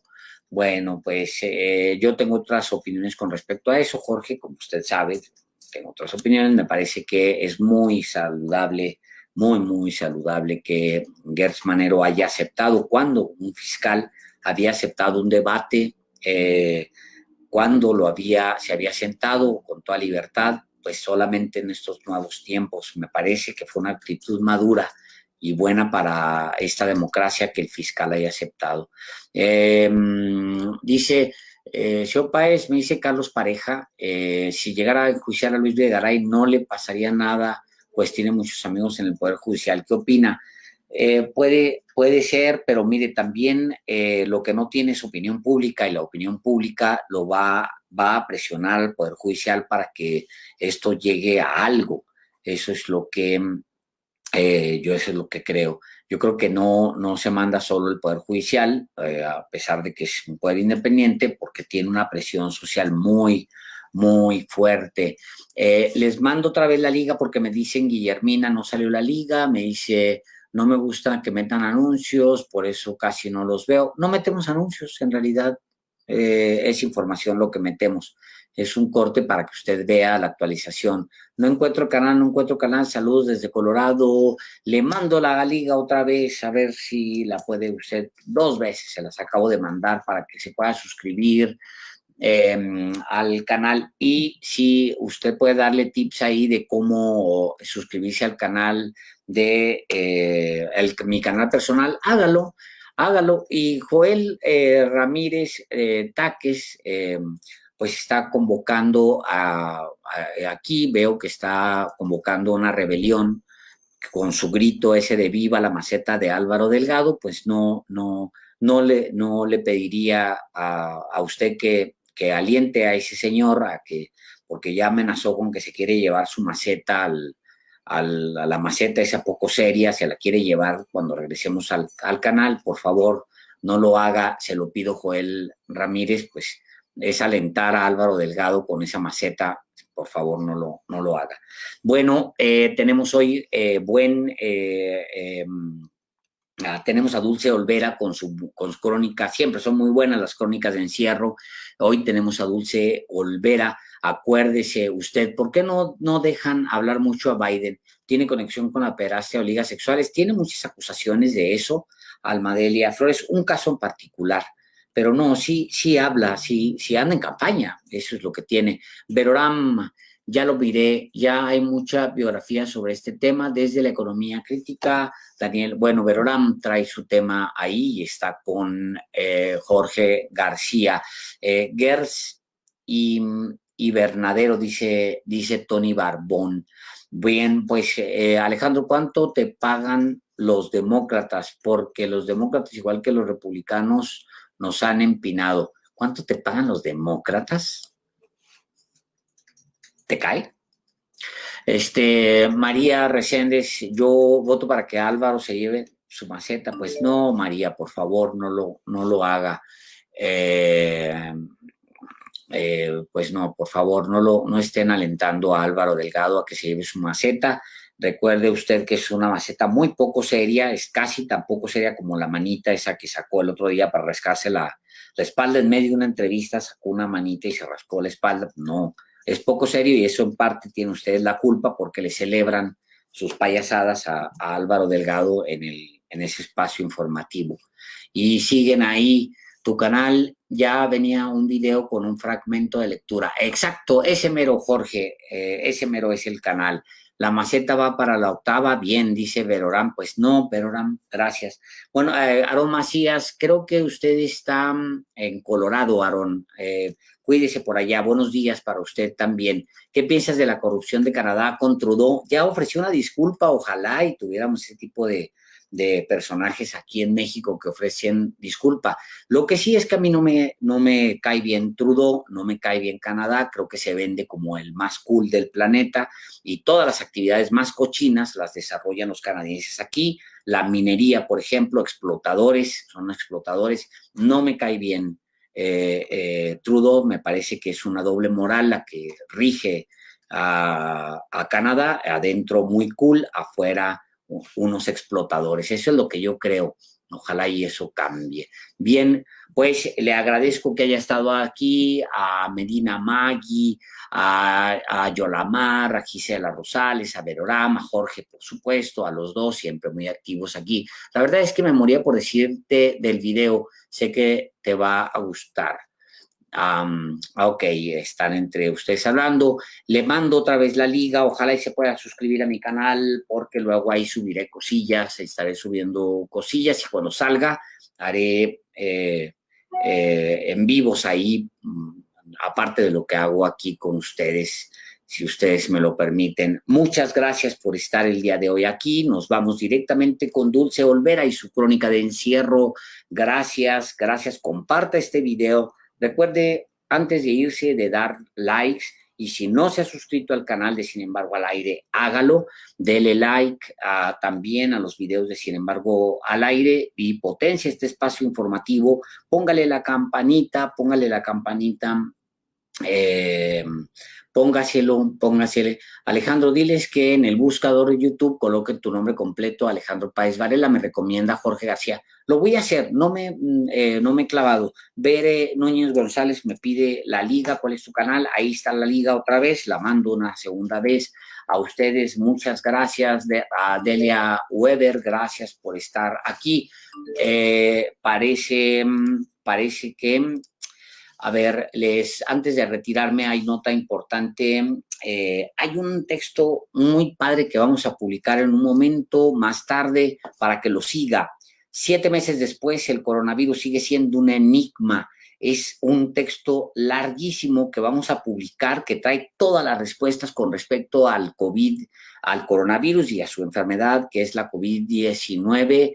Y luego, por el otro lado, hay un texto fuerte de la agencia informativa EFE que dice que ya con 35,620 asesinatos del año pasado y con los 36,327 ya los muertos por COVID superaron los muertos de la violencia. Bueno, pues en todo el mundo están muriendo muchas personas, también en México. Bien, pues le agradezco, muchas gracias de verdad que me estén siguiendo. Está All Damian Nicolás desde Albany, en Nueva York. Mi más sentido respeto a ustedes como periodistas. Muchas gracias por sus comentarios. Gracias por estar aquí. A Campeche, cuidado en Campeche porque hubo un repunte de casos. Ernesto López, gracias por estar por acá. Le agradezco. No aparece la liga, dice Amparo Mustiles, la voy a volver a poner. Es más, les voy a pedir a los colegas de Sin Embargo al Aire que si pueden compartir la liga. No se vaya porque viene Dulce Olvera, pero también les van a compartir la liga de dónde está mi canal para que se suscriba. Suscríbase aquí a Sin Embargo al Aire si no lo ha hecho. También dele like para que lleguemos más lejos. Acuérdense antes de irse, sigue Dulce Olvera, sigan disfrutando su día. Hoy es miércoles y es miércoles 15, estamos exactamente en el ombligo de julio y además de que estamos en el ombligo de julio, estamos ya en los primeros 15 días de la segunda parte de un año que ha sido nefasto. Para quienes les gusta, los periodistas, recuerden que vamos a estar hoy en la noche, hay un programa interesante, fuerte, tenemos invitados importantes, padre, vamos a hablarlo de Diego Sinoé, el señor Delgado, ya saben que es una biblioteca sobre ese tema, y pues por favor le pido, ya está un hashtag, le acaba de lanzar 2N222A, o sea, un hashtag que dice sí a la maceta de Álvaro. Por favor le pido que no le esté alentando esas cosas al señor Delgado, que le falta poco para hacerlo y ahora pues más bien maceta, dice Noel Reyes, pues no, bueno, ya perdí otra vez aquí en ese chat. Gracias por estar aquí, gracias, se quedan con Dulce Olvera y nos vemos mañana temprano. Buenos días. Crónicas del Encierro.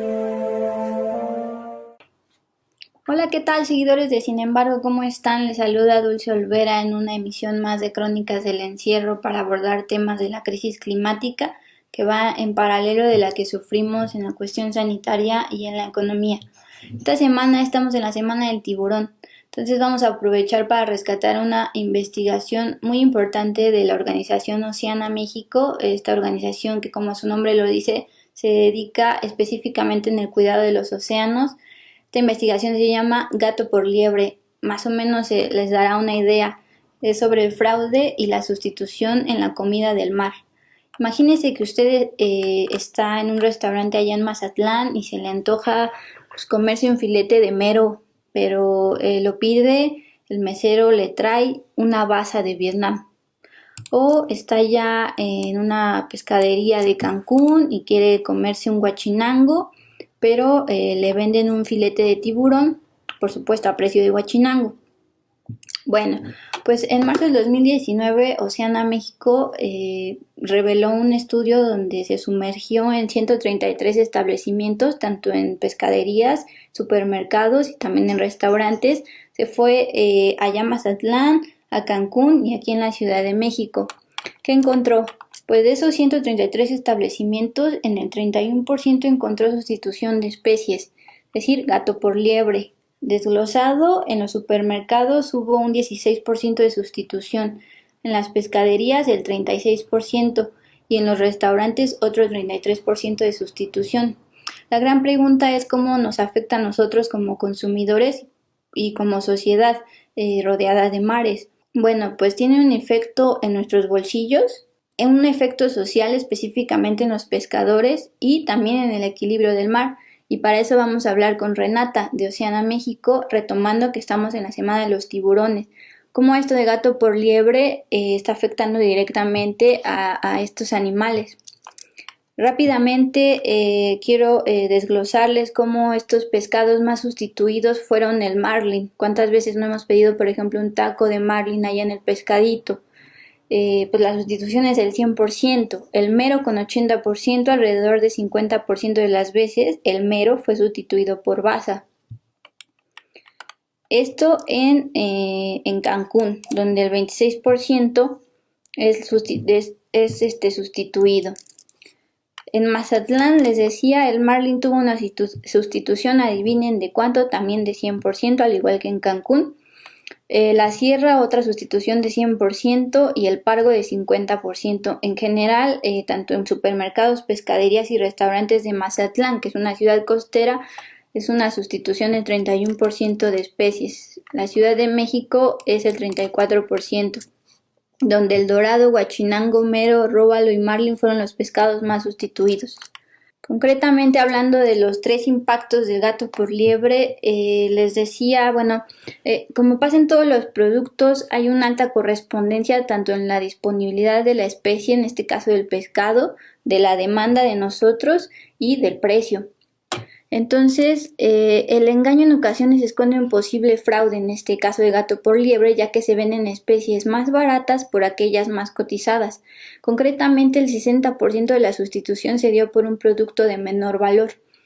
Es decir, usted paga por un guachinango y le dan una especie de menor valor. Ahí está el fraude.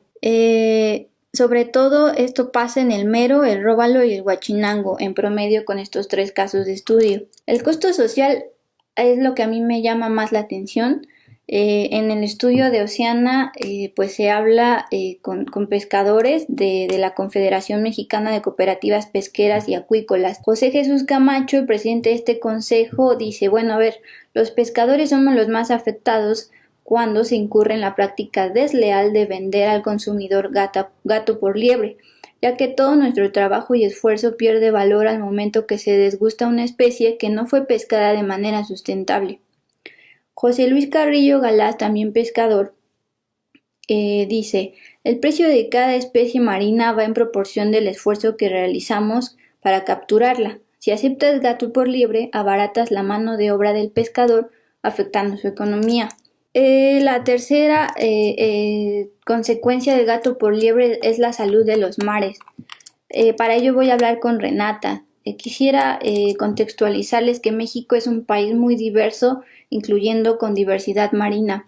Tenemos más de 90,000 especies animales en nuestros mares, 90,000. Esto se refleja, por ejemplo, en las 700 especies que podemos llegar a pescar y consumir. Además de peces, pues tenemos los camarones, tenemos los moluscos, tenemos los cangrejos, caracoles, pulpos y almejas, conviviendo en este mundo marino, el cual está impactado por este fraude de gato por liebre.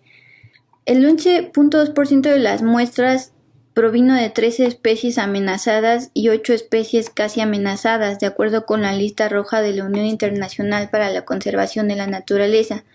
Entre ellas encontramos 9 especies diferentes de tiburón que se vendieron como marlin o como cazón. Si bien la pesca de estas especies en México no es ilegal, el reconocimiento internacional de la vulnerabilidad de su situación nos debería empujar a tener mayor cuidado en su pesca y sobre todo en el consumo.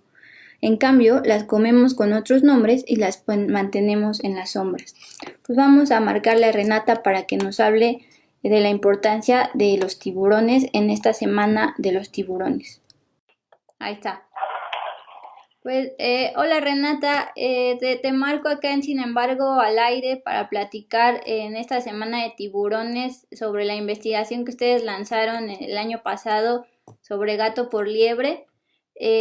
Ustedes esbozan diferentes impactos del gato por liebre. Uno es en el bolsillo de nosotros los consumidores y también en el impacto a los pescadores, pero me gustaría preguntarte de qué manera impacta la salud de los mares.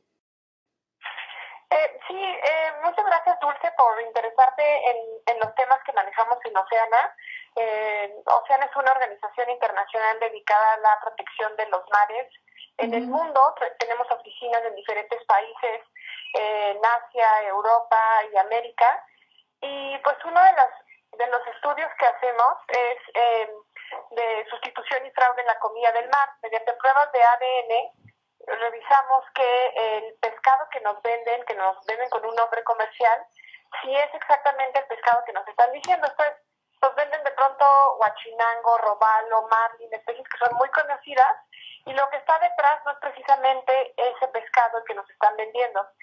Normalmente, puede llegar a pasar que son otras especies, normalmente de menor valor, las que hacen pasar por otras. En nuestro primer estudio, que dimos los resultados en marzo del año pasado, lo que descubrimos fue que de cada 3 pescados, era uno distinto al que te estaban vendiendo y normalmente de menor valor. En ese estudio hubo un dato que nos llamó mucho la atención y la verdad nos preocupó muchísimo. De todas las muestras que tomamos en 3 ciudades, Mazatlán, Ciudad de México y Cancún, en restaurantes, supermercados y pescadería, descubrimos que el 11% de todas esas muestras, que fueron casi 400, eran de especies en la lista roja de la Unión Internacional para la Conservación de la Naturaleza. Esto es aproximadamente 40 especies, o sea, 40 muestras eran de especies que estaban en un estado de protección. Ahora, ¿qué es la Unión Internacional para la Conservación de la Naturaleza?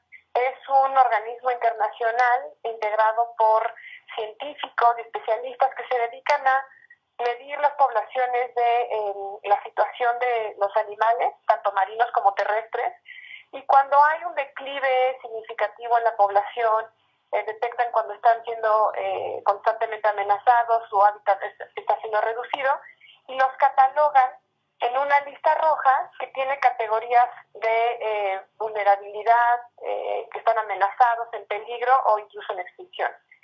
Y entonces esa lista sirve como recomendaciones a los países para que tomen las medidas necesarias para proteger a las poblaciones que están siendo amenazadas, y también se emiten recomendaciones para el comercio internacional. Muchas de las prohibiciones para comerciar con algunas especies vienen de su estatus en la lista roja de la Unión Internacional para la Conservación de la Naturaleza. Todo esto para decirte que alrededor de 40 muestras fueron de especies que están en la lista roja. Y lo que nos preocupó muchísimo fue que en México no solo no las estamos protegiendo, sino que además las pescamos y las hacemos pasar por otras.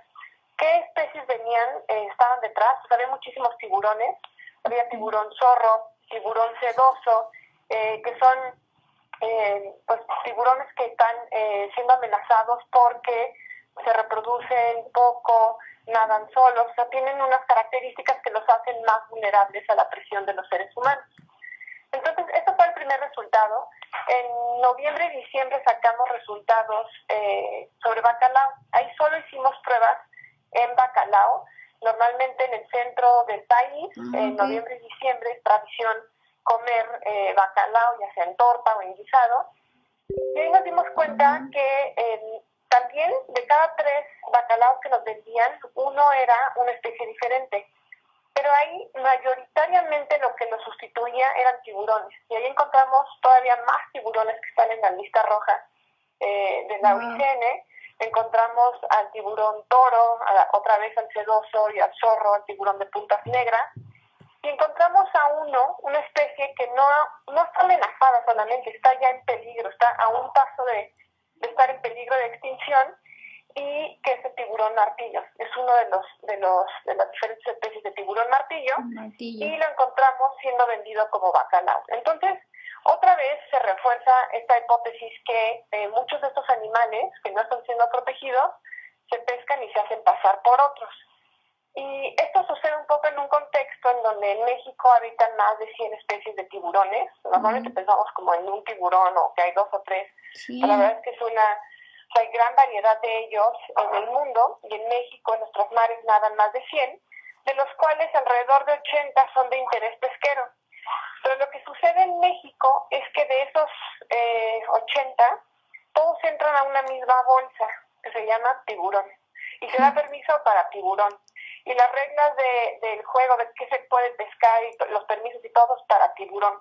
Entonces, todas estas 80 especies, que tienen grandes diferencias entre ellas, algunos se reproducen al año de vida, otros se tardan bastante más, unos se reproducen y tienen varias crías, otros tienen una cría cada 2 años, etcétera, pero entran en la misma bolsa y se manejan de la misma forma. Entonces, no estamos en México teniendo una política dirigida a proteger aquellas especies que están en la lista roja, que están en peligro, y a generar medidas más adecuadas para la pesca de las diferentes especies que componen lo que nosotros llamamos tiburón.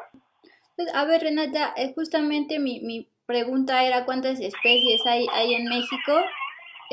Ya me dices que son más de 100 especies de tiburones nadando en mares tan solo mexicanos. Quisiera que nos explicaras cuál es la importancia para el equilibrio de los mares y para la especie humana, estos tiburones que están a las costas de nuestro país. Sí, pues los tiburones son el máximo depredador en el mar, comparten ese honor con muy pocas otras especies que no son tiburones como las orcas. Okay. Esto quiere decir que comparativamente con otras especies están en menor número, ya que se alimentan de varios peces, ¿no? O de ballenas o de otros mamíferos. Entonces, su número ya de por sí es menor. Si lo comparamos, algo muy evidente, si lo comparamos el número de sardinas frente al número de tiburones, evidentemente hay muchas más sardinas que sostienen la alimentación de otras especies. Entonces, los tiburones ya de por sí son menos.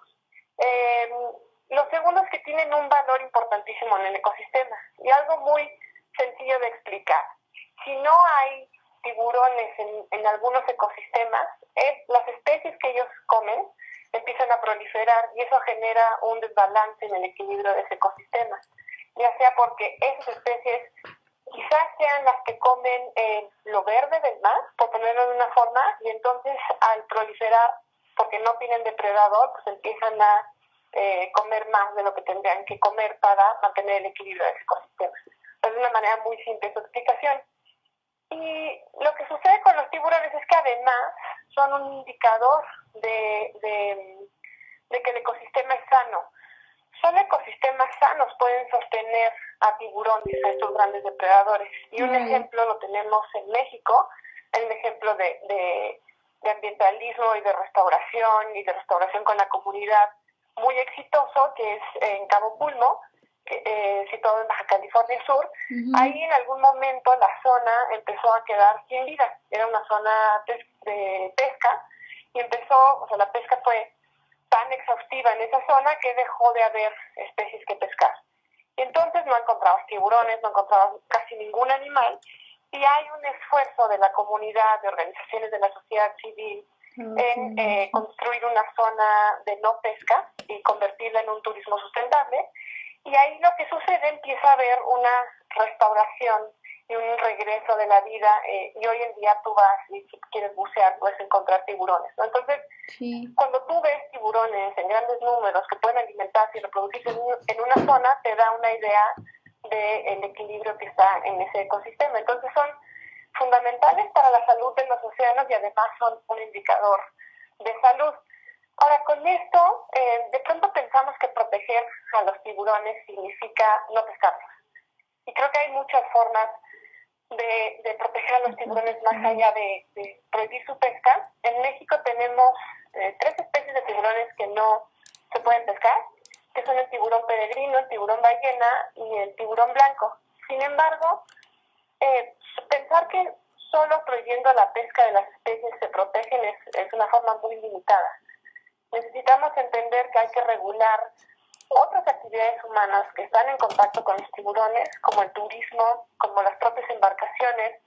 Los tiburones ballenas son víctimas muchas veces de las propelas de las embarcaciones. Y además también hay que pensar en que es importante que los hábitats donde se reproducen pues sean lugares seguros para que puedan hacerlo. Entonces, no es un tema de no pescar o de prohibiciones pesqueras exclusivamente, y además, otra vez, tener 80 especies de interés pesquero, 80 especies de tiburón de interés pesquero nos debería obligar a generar información diferenciada sobre ellos. Hay muchos tiburones que se pueden pescar, no hay ningún problema, sus poblaciones están bien, la pesca nunca reduce sus números, etcétera, por las propias condiciones de los tiburones. Pero hay otros que no están en esa lista y es en lo que tenemos que empezar a trabajar en México. Okay. 2 últimas cosas, Renata. Bueno, hablabas de este caso específico de Cabo Pulmo, ahí en el sur de Baja California Sur. Si quisieran abundar un poco más en este caso, justamente veía recientemente un documental de mares mexicanos de 9 minutitos allá en YouTube, donde pueden ver este caso. Mis 2 últimas preguntas, Renata. pues con esto de la ciencia ficción y las películas, por ejemplo la de Tiburón, quisiera que nos platicara sobre estos mitos en torno al tiburón y cómo pues justamente desmistificarlos. Claro, tu pregunta es muy buena. La verdad es que los tiburones están rodeados de mitos y de mala fama. Estas películas que los han siempre representado como algo a que temer en el mar.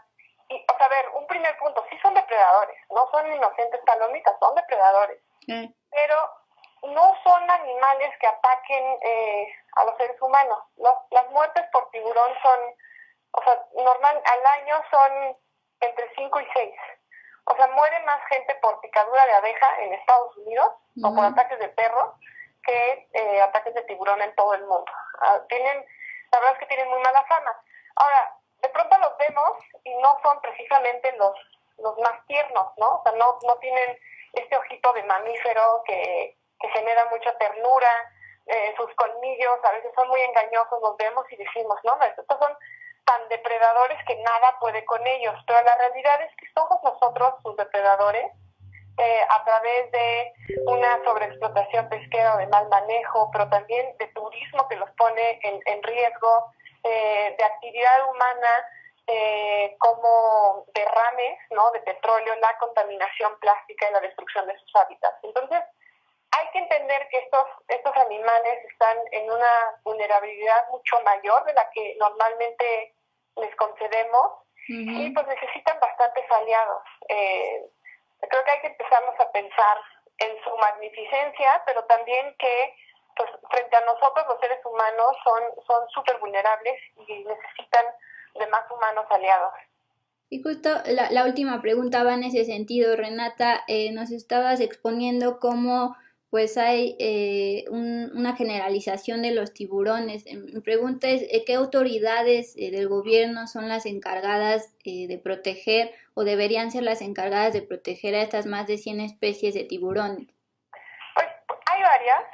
Primero está la Secretaría de Medio Ambiente, la Semarnat, en donde tiene que, o sea, aquellas especies que se encuentran en la lista roja pudiera generar medidas o sugerir medidas que los protejan y que no se metan como en la misma bolsa que otras especies de tiburón que están estables.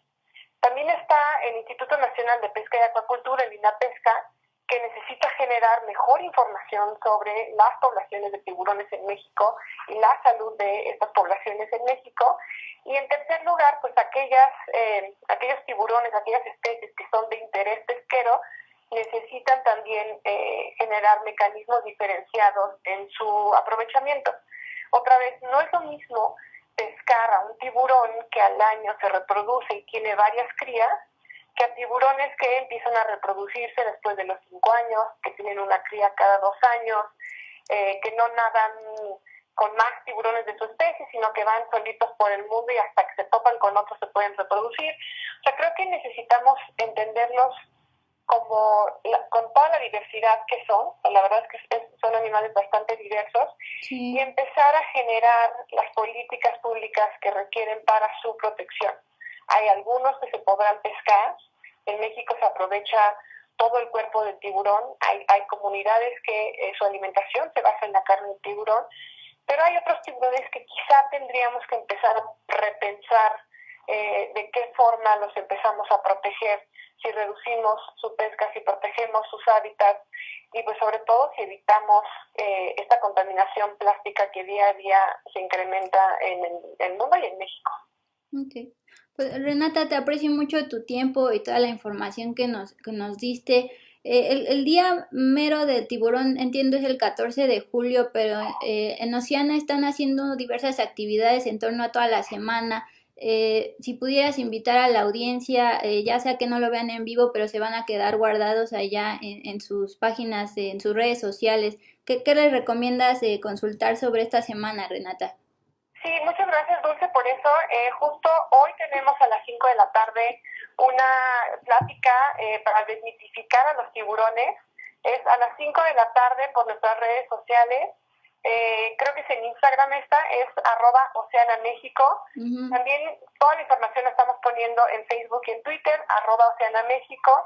Tenemos una trivia, la verdad está muy buena porque los premios están increíbles, son fotos de tiburones padrísimas. Es una trivia para conocer un poquito más de estos hermosos animales que nadan en el mar. Entonces tenemos varios eventos, síganos en redes y hoy a las 5 no se pierdan esta plática, que de verdad es que les va a impactar los datos que se manejan sobre los tiburones y yo creo que van a ser un poquito más aliados de estas hermosas especies, todos los que nos escuchen. Ok, pues muchas gracias Renata, seguimos en contacto, que tenga buena tarde. A ti Dulce, muchísimas gracias. Bye bye, pues ahí está la información de Oceana México. Solo recordarles, advertirles que la próxima vez que pidan un guachinango pues estén muy atentos a lo que les ofrezcan, sobre todo por las consecuencias a los pescadores y a estos bonitos tiburones. Nos vemos la próxima semana en Crónicas del Encierro. Mañana no se pierdan a Alejandro Páez en Café y Noticias.